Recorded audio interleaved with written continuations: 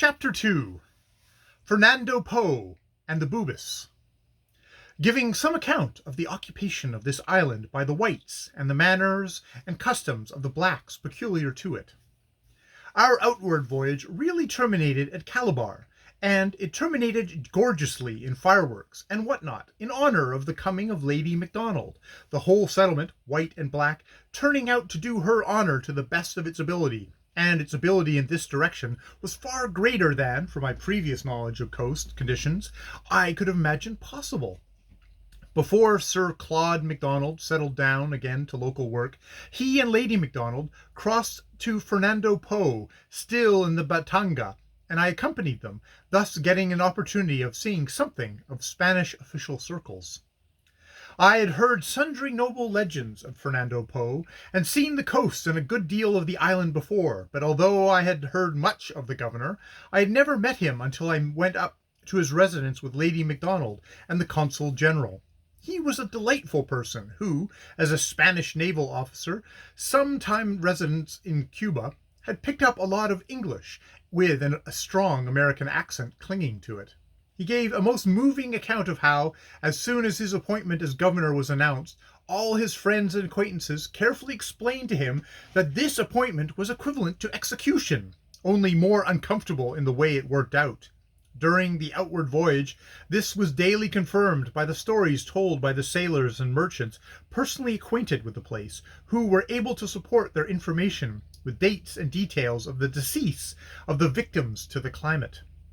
Still, he kept up a good heart, but when he arrived at the island, he found his predecessor had died of fever, and he himself, the day after landing, went down with a bad attack, and he was placed in bed. The same bed, he was mournfully informed, in which the last governor had expired. Then he did believe, all in one awful lump, all the stories he'd been told, and added to their horrors a few original conceptions of death and purgatory, and a lot of transparent semi-forged images of his own delirium.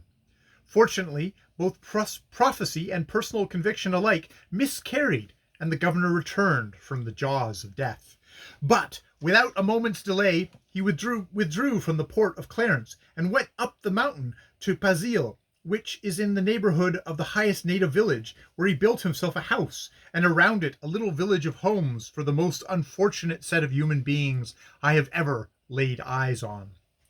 They are the remnants of a set of Spanish colonists who had been located at some spot in the Spanish possession in Morocco, and, finding that place unfit to support human life, petitioned the government to remove them and let them try colonizing elsewhere. The Spanish government just then had one of its occasional fits of interest in Fernando Po, and so shipped them here, and the governor, most kindly and generous man, who would have been a credit to any country, established them and their families around him at Basel, to share with him the advantages of the superior elevation, advantages he profoundly believed in, and which he always placed at the disposal of any sick white man on the island, of whatsoever nationality or religion. Undoubtedly, the fever is not so severe at Basel as in the lowlands, but there are here the usual drawbacks to West African highland, namely an oversupply of rain, and equally saturating mists, to say nothing of a sudden and extreme alternations of temperature, and so the colonists still fall off, and their children die continuously from the various entosa which abound upon the island.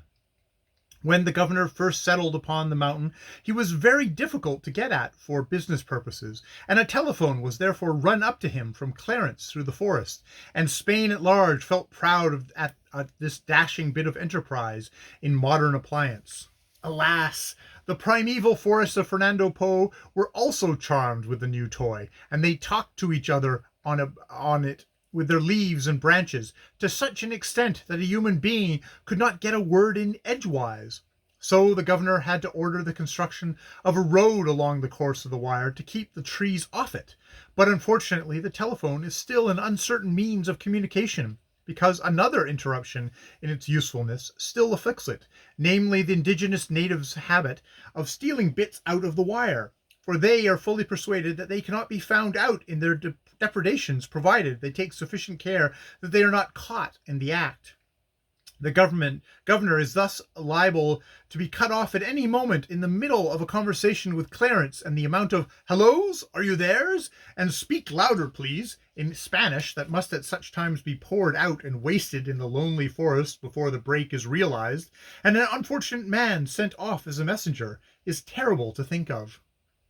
But nothing would persuade the governor to come a mile down towards Clarence until the day he should go there to join the vessel that was to take him home, and I am bound to say he looked as if the method was a sound one, for he was an exceedingly healthy, cheery-looking man.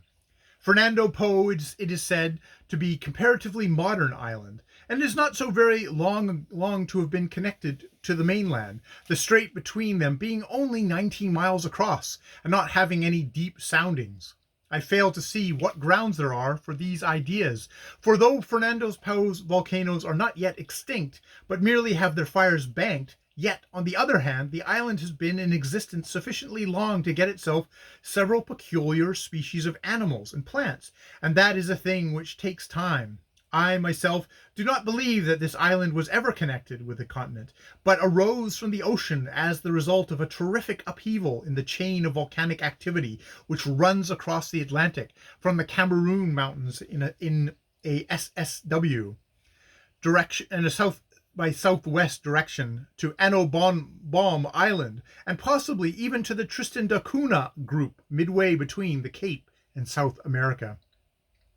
These volcanic islands are all of extreme beauty and fertility. They consist of Fernando Po, 10,190 feet, Principe, 3,000 feet, San Thom, 6,913 feet, and Annobon, 1,350 feet. San Thom and Principe are Portuguese possessions, Fernando Po and Annobon Spanish, and they are all exceedingly unhealthy. San Thom is still called the Dutchman's churchyard, on account of the devastation its climate wrought among the Hollanders when they once occupied it, as they seem, at one time or another, to have occupied all Portuguese possessions out here during the long war these two powers waged with each other for supremacy in the Bights, a supremacy that neither of them attained to.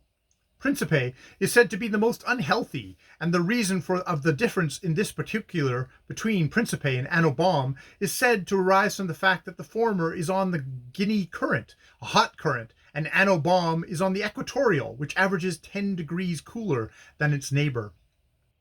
The shores of San Thom are washed by both currents, and the currents around Fernando Po are in a mixed and uncertain state. It is difficult, unless you have haunted these seas, to realize the interest we take down there in currents, particularly when you are navigating small sailing boats, a pursuit I indulge in necessarily from my fishing practices. Their effect on the climate, too, is very marked. If we could only arrange for some terrific affair to take place in the bed of the Atlantic, that would send the precious Guinea current to the place it evidently comes from, and get the cool equatorial alongside the mainland shore, West Africa would be quite another place. Fernando Po is the most important island as regards size on the West African coast, and at the same time one of the most beautiful in the world. It is a great volcanic mass with many craters, and culminates in the magnificent cone, Clarence Peak, called by the Spaniards Pico de Santa Isabella, and by the natives of the island Owassa. Seen from the sea and from the continent, it looks like an immense single mountain that has floated out to sea. It is visible during clear weather, and particularly sharply visible in the strange clearness you get after a tornado. From 100 miles to seaward, anything more perfect than